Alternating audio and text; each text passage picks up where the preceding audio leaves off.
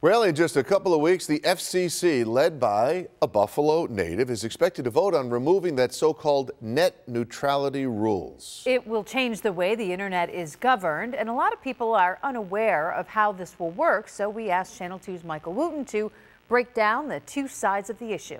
Michael. Yeah, most of us get on our devices without thinking too much about how the back end works. Your device connects to an internet provider, usually a cable or a phone company. Comcast is the biggest one in the country. And then that provider connects you to all of the online services that you want to use. Net neutrality isn't crazy complicated. You're looking at a basic picture of it. It's how you expect the internet to work already. Notice how all of the connections to the services that you use are equal. You get decent speed whether you're watching a show on Netflix or watching a video on Facebook or anything else. The idea is that the internet is kind of like a utility. You pay for the internet and then you get connected to everything in pretty much the same way. So what's the other way? Well, it's a different philosophy altogether that says things don't need to be equal as a rule. Your provider is a business competing in the free market, and so it should be allowed to make deals with other companies that you use online. And one example of that is called a fast lane.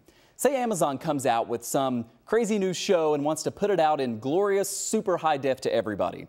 Well, it might pay Comcast a little bit of money for that better connection so that it could handle all the data. And to help make that happen, providers like Comcast would then have to do what's called throttling. Amazon paid for a better connection, so Comcast might slow down the connection that goes to Facebook or Twitter or Netflix or anything else, because Amazon paid for that better speed. The most dramatic extreme is blocking. Say Facebook is taking up lots of data, Comcast wants them to pay for that, and they can't reach a deal. Well, then Comcast would be able to cut off Facebook, and now you wouldn't have access to it at all if you're a Comcast customer.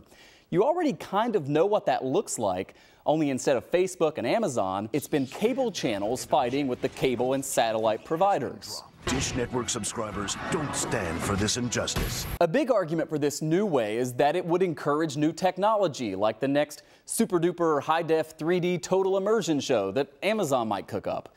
But a big argument against it is that if a new company creates something awesome, it may never be able to get it to you because startups don't have piles of cash to pay for that bigger pipeline, so it never gets off the ground. It's a real difference of philosophy with big money on both sides, and both claiming to be on the side of freedom. One side claims it's freedom of competition in the marketplace.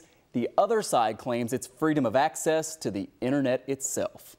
I'm Michael Wooten, Channel 2 News. Complicated stuff. Sure is. And we're going to continue to hear more about it, too. We thank Michael for doing that, though. And by the way, many opinion polls show that voters overwhelmingly disapprove of removing net neutrality. And despite that, the FCC is expected to do just that at a meeting that's coming up on December 14th. So stay tuned. We'll keep you in touch.